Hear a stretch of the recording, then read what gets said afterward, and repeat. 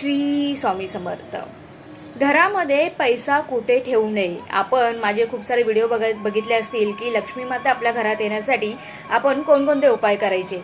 त्याचप्रमाणे घरामध्ये अशी कोणती दिशा आहे त्या ठिकाणी आपल्याला पैसा, दागिने, पाकिट, आपलं चेकबुक असेल किंवा पासबुक असेल, काही ज्या पैशाच्या रिलेटेड गोष्टी आहेत त्या तिथे आपण ठेवत असेल तर आजपासून त्या ठिकाणी त्या वस्तू, पैसा, काही ज्या दागिने वगैरे आहेत ते ठेवू नका. ती दिशा कोणती आहे?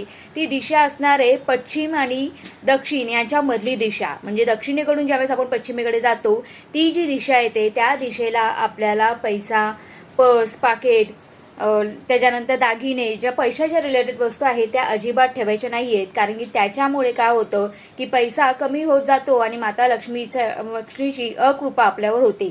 तर नक्की कमेंटमध्ये सांगायला विसरू नका की माझ्या व्हिडिओने तुम्हाला किती बेनिफिट होतो.